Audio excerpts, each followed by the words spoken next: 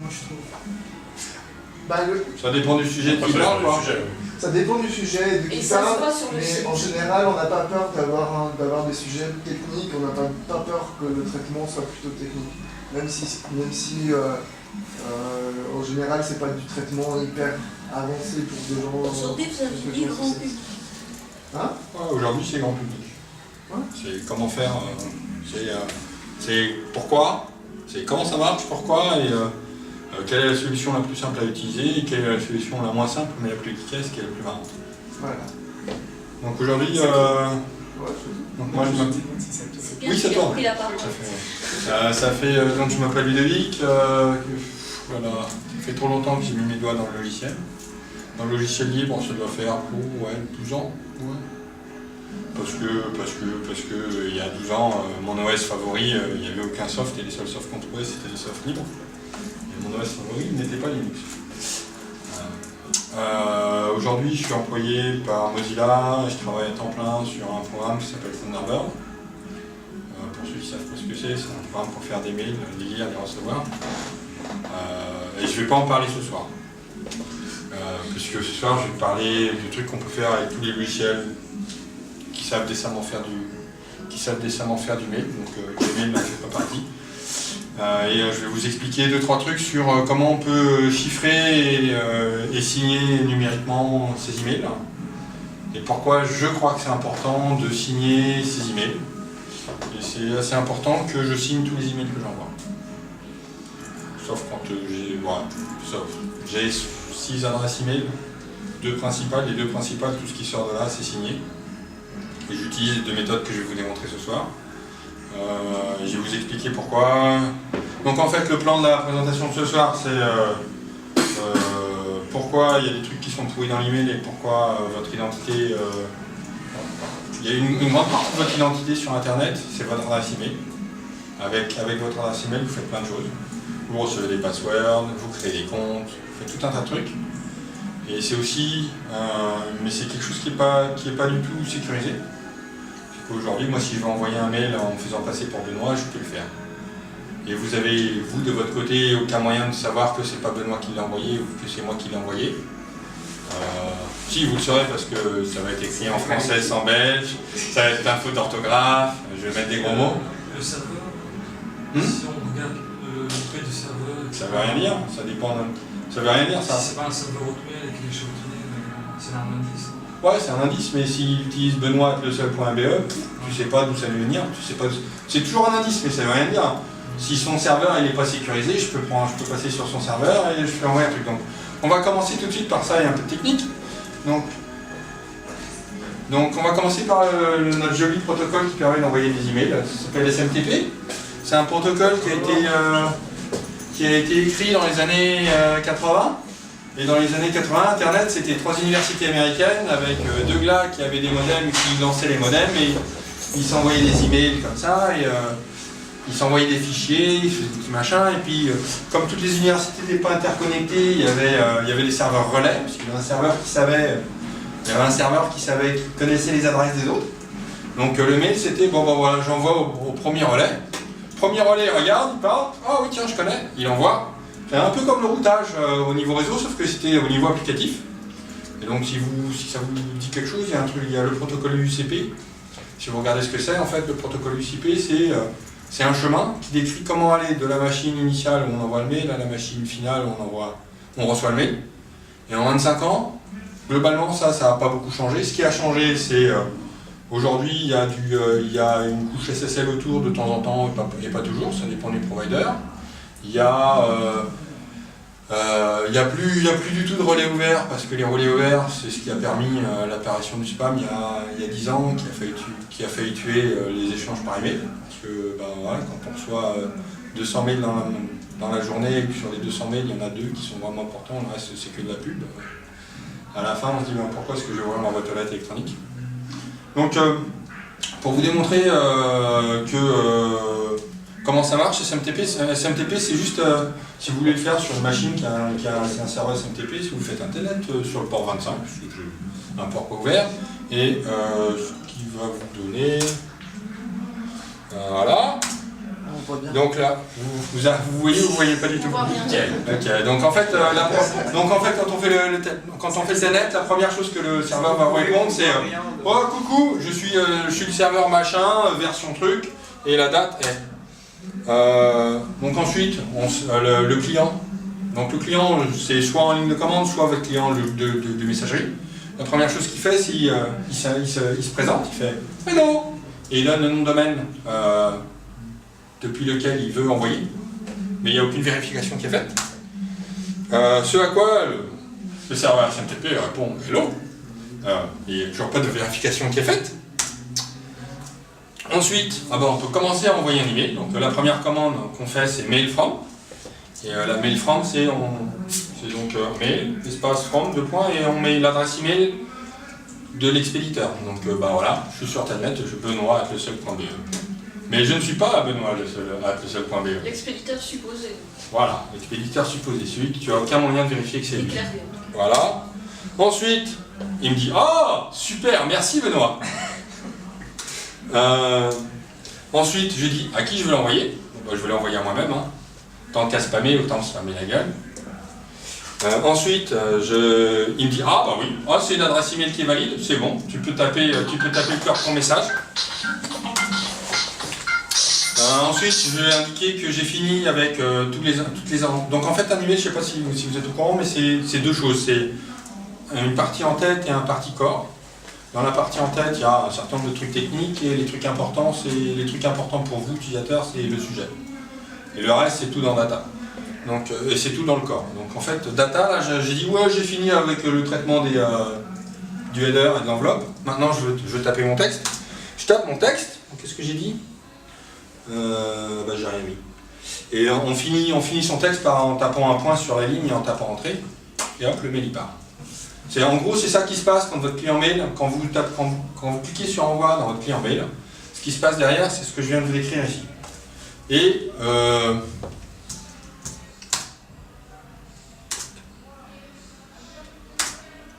en gros, ce qui s'est passé, c'est moi, dans mon client mail, je fais ce que je veux, mais le serveur qui reçoit les datas, il vérifie rien. Il vérifie pas. Il vérifie. Alors, ça dépend où. Ça va dépendre de l'ISP, du fournisseur d'accès Internet. Ça va dépendre. Il y a des fournisseurs d'accès Internet qui sont un peu plus stricts et qui veulent que l'adresse email qui va envoyer, elle fasse partie des domaines que connaît le fournisseur d'accès. Mais la plupart des fournisseurs d'accès, ils s'en foutent. C'est sur le port 25, donc de toute façon tout le monde peut écouter ce que vous avez écrit. Il n'y a aucune sécurité, c'est tout en clair. Donc le premier qui se branche sur le réseau, qui écoute, il écoute tout, il fait ce qu'il veut. Une fois que c'est arrivé sur le premier serveur sur lequel votre client de messagerie s'est connecté, vous ne savez pas ce qui va se passer derrière. Ça peut passer par 3 serveurs relais, ça peut passer par 4 serveurs relais.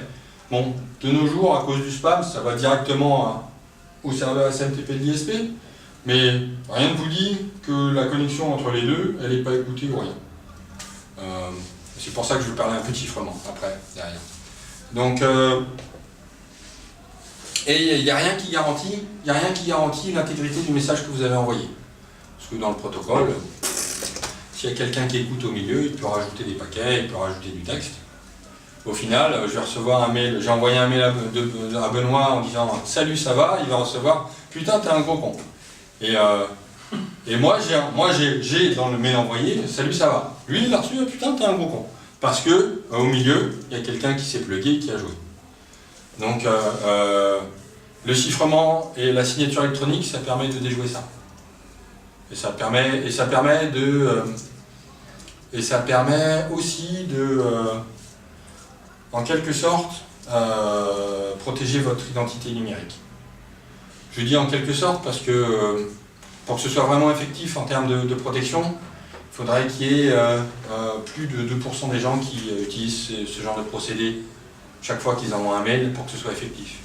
Mais à partir du moment où on atteint la masse critique de gens qui signent électroniquement tous les emails qu'ils envoient, le spammer, quand il va vouloir spammer, il ne pourra plus spammer parce qu'il n'aura pas la clé qui lui permettra de chiffrer le message. Donc je vais essayer de vous donner un exemple concret, et j'espère que je vais être clair. tester Allez, bien 2% l'informatique. Bah, il y a 3 geeks qui le font. Et dans les geeks, moi je bosse dans une boîte où on fait du mail toute la journée, non, on est 3 à le faire. Et encore, on était 2 et le 3e est signé parce qu'on lui a mis la pression. Mais tu en connais beaucoup des gens qui signent leurs emails? Moi je l'ai eu fait, mais c'est vrai que. T'as arrêté? Bah voilà. Ah, voilà. Il y a un moment où changement de machine, changement de Voilà. machine, et à un moment tu reconfigures plus tout. Donc, maintenant je vais vous expliquer plus ou moins comment ça marche et comment ça vous protège. En quoi ça protège qui vous êtes. En fait, ce que...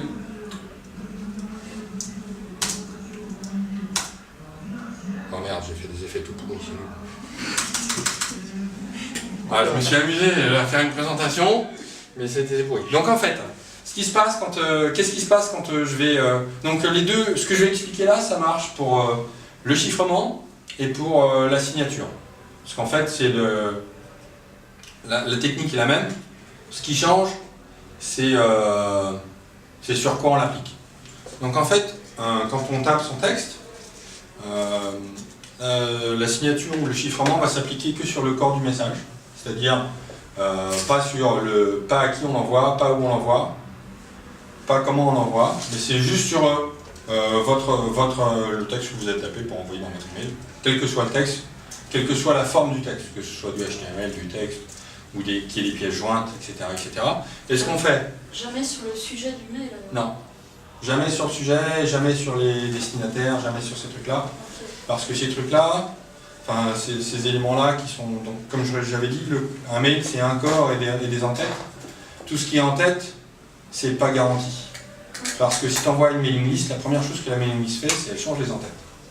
Donc on peut pas signer là-dessus, on peut rien faire là-dessus. Donc en fait, ce qu'on fait, c'est on prend le message et on calcule un hash sur le message. Donc en fait, on fait la somme de tous les caractères ASCII que compose le message. On rajoute un petit algo de maths qui permet d'avoir un identifiant unique en fonction des datas qui sont à l'entrée. Et ce hash là, ça va être peut-être 512 octets, pas 256 octets. Ça se choisit ça. En plus, ça se choisit en fonction de l'outil qu'on utilise, mais ça vous calcule un petit hash. Et ce petit hash là, il va être encrypté par un mécanisme de clé publique, clé privée. Donc en fait, le clé publique, clé privée, ça marche comme ça. La clé privée, il n'y a que moi qui l'ai. La clé publique, je la distribue à tout le monde. Tout le monde a le droit d'avoir la clé publique. Je vais encrypter ce que je veux avec la clé privée. Et ne pourront être décryptés, ce que j'ai encrypté avec la clé privée ne pourra être décrypté qu'avec la clé publique. C'est dur de dire en français. Donc en fait, là ce qui va assurer que c'est moi qui ai envoyé, c'est que la clé privée, il n'y a que moi qui l'ai. Donc si toi tu veux faire croire que c'est toi qui que c'est moi qui ai signé, il faudrait d'abord que tu me piques ma clé. Donc voilà, la clé c'est quelque chose qu'on garde. C'est moi qui ne fais pas. Mais on regarde tellement précieusement. Elle est là. Voilà. Ouais, qu'on la perd, qu'on oublie de faire le backup. Enfin, je veux dire, non, mais il y a d'autres soucis qui viennent avec. Mais l'idée de protéger son identité, enfin l'identité de son email avec la signature numérique, vient du fait que la clé privée, il n'y a que vous qui l'avez. Et à partir du moment où c'est vous qui l'avez. Bon, après, je peux créer une clé. Hein. Alors, je reviendrai après sur la chose. Donc, on a fait ce petit hash qui est un calcul savant de qu'est-ce que représente le message. On l'encrypte et on l'ajoute dans le mail. En pièce jointe. Une fois qu'on a fait ça, on l'envoie. Et de l'autre côté, on le reçoit. Donc, je reçois mon email qui a été signé. Oh tiens, il y a une pièce jointe pour signature. Cool. Je regarde, je trouve la clé publique, je décrypte, je recalcule le hash et je compare le hash du corps de message que j'ai reçu au hash qui m'a été envoyé crypté. Il m'a été envoyé crypté pour pas qu'il puisse être changé facilement. Le fait qu'on crypte le hash, c'est pour être sûr que quand ça arrive de l'autre côté, sinon c'est facile, je change le corps du message et puis je change le hash en même temps. Mais comme on s'est crypté, on peut pas changer le truc crypté pour qu'il arrive de la même manière, sauf si on a la clé privée. Tu vérifies l'intégrité du message Voilà. au Voilà, hash, en fait. voilà. Je décrypte le hash, je recalcule le hash, je compare, oh tiens c'est le même hash, c'est bon, c'est signé, le message n'a pas été altéré. Donc ça marche pour la signature et ça marche aussi pour le chiffrement. La différence entre la signature et le chiffrement, c'est que pour la signature c'est juste un hash, pour le chiffrement c'est le message complet qui est encrypté. Et donc c'est le même genre d'algorithme qui est utilisé à l'envoi et à la réception. Et donc la différence étant que quand tu encryptes complètement ton message, il n'y a personne qui peut lire ce que tu dis. Donc on peut très bien signer un message sans le encrypter. Voilà. Moi je signe tous mes messages sans les encrypter parce que je m'en fous qu'on lise. Ce que je veux, ma démarche à moi en tant que signer un message, c'est de dire voilà, tu as reçu le message, je l'ai signé pour être sûr que tu sois sûr que ce soit moi qui l'ai envoyé, parce que c'est moi qui ai la clé privée. Donc, en fait, signer un message n'empêche pas au destinataire de lire le message. Non. Il est juste qu'il a le loisir de vérifier l'intégrité. C'est juste une authentification, c'est juste un moyen pour moi de dire voilà. Parce que je ne sais pas si vous regardez vos spam folders, mais de temps en temps vous prenez l'adresse machin, elle n'a pas été d'accord pour recevoir tes trucs de Viagra qui ont été envoyés en ton nom. Voilà. Donc moi, ma solution à ça, c'est de dire voilà, je signe tous mes messages et je le dis haut et fort. S'il y a un message qui vient de ludovic@mozilla.com, il est signé, point. Et s'il y a un message qui vient de ludovic@yaliman.net, il est signé, point. S'il n'est pas signé, c'est deux raisons.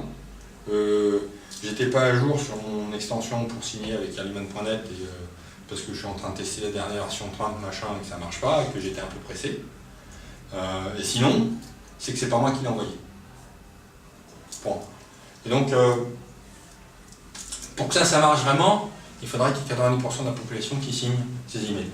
Et c'est pour ça que je fais ce genre de présentation. C'est pour vous montrer que c'est pas très compliqué, que c'est pas que ça rajoute un peu d'octets à envoyer, mais globalement, pour vous, ça garantit votre identité. Le jour où vous voulez envoyer un message ultra secret à votre maîtresse et que votre femme elle peut pas le lire, vous encryptez, c'est bon. Elle ne pourra pas le lire.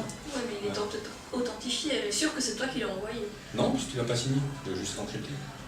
Mais si tu n'encryptes que les messages de ta maîtresse, ça devient suspect.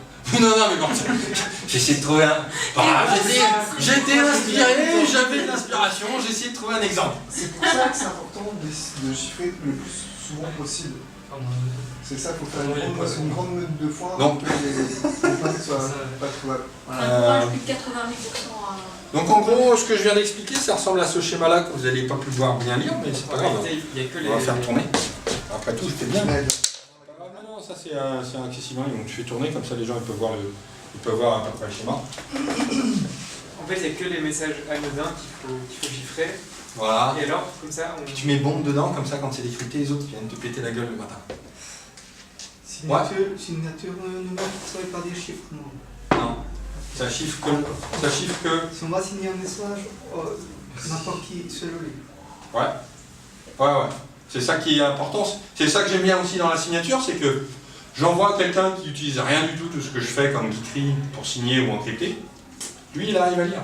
Par contre, le chiffrement, c'est... Le chiffrement, s'il n'a pas ce qu'il faut en face, ça ne le fait pas. Pour envoyer des codes secrets de la NASA. Mais pour le chiffrement, il faut que toi tu aies sa clé publique, c'est ça? Ouais. Pour le chiffrement, c'est un peu plus compliqué que pour la signature. Pour la signature, c'est juste ma clé privée. Lui, il trouve ma clé publique et il décrypte avec. et du coup, il peut y avoir qu'un seul destinataire. Quand tu chiffres? Oui. Ça, c'est embêtant. Non, en fait, ce qui se passe, c'est que quand tu chiffres, tu envoies à 5 personnes, le mail est envoyé 5 fois. Enfin, par le logiciel. Oui. C'est transparent. Quand tu chiffres, c'est le destinataire qui est authentifié finalement. Quand tu chiffres, c'est les deux qui sont identifiés. Tu dis, moi je parle à toi, point. Et je ne parle pas aux autres. Ouais, et donc ça, c'est... Ouais. On est sur les deux identités. Ouais. Celui qui reçoit le mail voit quand même que ça a été envoyé à plusieurs personnes. Oui. Et quand il répond, ça répond à tout le monde. Et... C'est transparent. C'est assez transparent, oui. Sinon, il n'y a personne qui ça. Il faut quand même un minimum de... Ouais, alors non, je vais envoyer que à lui. Donc après, il y a deux méthodes. Il y a deux grandes méthodes qui sont utilisées aujourd'hui pour Et les deux méthodes, elles marchent pour le chiffrement et elles marchent pour la signature. Donc la première, alors, le chiffrement c'est pareil, hein, c'est comme la signature, sauf qu'au lieu de prendre le hash, ça prend le corps complet du message. Donc la première méthode, elle s'appelle Secure Mime. C'est basé sur les merveilleux certificats. Je ne sais pas si vous avez suivi l'actualité ces derniers mois, mais les certificats, c'est pas la joie en ce moment. Donc un certificat, c'est quoi? Un certificat, c'est un ensemble de bits. Comment ça marche? Faut que je vous explique un peu comment ça marche les certificats. Les certificats, c'est il a été décrété en 1997 ou en 1998 qu'il y avait un certain nombre d'entités qui étaient censées être des tiers de confiance. Donc ces entités, c'est VeriSign, c'est VeriSign et compagnie, puisque les autres noms, Ça sert. Ouais. Non, c'est Assert, non, justement. J'en parle à la fin, c'est justement pour ça. Donc il y a des trucs comme VeriSign et Tutti Quanti. Alors eux, ce qu'ils ont, c'est ils ont ce qu'on appelle un certificat racine, donc un root certificate. Et donc des certificats racines, il y en a un certain nombre dans la nature. Mais pour que ça marche, pour que l'utilisateur final puisse utiliser... Ah, putain, c'est compliqué. Donc en fait, non, je reprends. Donc il y a on décide qu'il y a des tiers de confiance, et ces tiers de confiance, il faut les identifier avec des certificats racines. Et ces tiers de confiance-là, ils ont des certificats. Avec ces certificats-là, les certificats ils contiennent une clé privée et une clé publique. Ne sont publiés que les certificats avec les clés publiques, mais sont disponibles sur le net, un moyen de vérifier que la clé privée est là. Donc il y a des certificats, et ces certificats, les autorités à qui on a délégué cette confiance-là, quand on veut leur demander un certificat SSL, puisqu'en fait c'est de ça qu'on parle, pour sécuriser un site web ou faire des transactions monétaires et on veut être sûr que ce soit encrypté, on va voir ce tiers de confiance, et à ce tiers de confiance, on lui achète un certificat. Et donc lui, en tant que tiers de confiance, il vérifie que ouais, je suis bien Ludovic, j'habite bien à telle adresse, que je mens pas sur mon identité, et que je suis vraiment l'entité juridique que je représente. Et une fois que j'ai fait toute la paperasserie, il me donne, avec son certificat racine, il crée un certificat délégué, qui me donne à moi, et avec ce certificat délégué, je peux sécuriser mon serveur, je peux créer d'autres, en fonction de ce que j'ai acheté, bien sûr, parce que c'est quand même très commercial ce truc-là. En fonction de ce que j'ai acheté, je peux créer des certificats juste pour l'email, des certificats S-MIME. Donc S-MIME, ça repose sur les certificats. Donc ça part sur le... Moi, je n'ai pas de... Et alors, il y a une autre méthode aussi pour les certificats, c'est que je peux créer un certificat moi-même. Il va être auto-signé. Ça veut dire qu'il peut être reconnu par personne. Parce qu'en fait, ce qui se passe, c'est que les grands tiers de confiance qu'on a reconnus, leurs certificats racines, ils se retrouvent, ils sont inclus dans Chrome, ils sont inclus dans Firefox, ils sont inclus dans Thunderbird, ils sont inclus dans Opera, ils sont inclus dans IE. Et par exemple, IE, ils ont une politique qui dit que pour être inclus dans IE, c'est 100 000 € ou 100 000 $ pour 2-3 ans pour avoir son certificat root dedans. D'un autre côté, moi je suis le tiers de confiance, je vais vendre 100 000 certificats à 200 $. Je peux bien me permettre de payer 100 000 $ à Microsoft pour être reconnu immédiatement par le browser. Donc voilà, donc les certificats ça marche comme ça, donc il y a une chaîne de confiance, il y a le certificat racine à qui la délégation a été faite, qui fait un sous-certificat, le sous-certificat fait d'autres sous-certificats, mais ils sont chaînés, en disant voilà, celui qui m'a reconnu c'est lui, celui qui m'a reconnu c'est lui. Bon, je ne sais pas si vous avez suivi, mais cette année il y a deux cas où il y a eu des certificats frauduleux pour google.com qui ont été émis.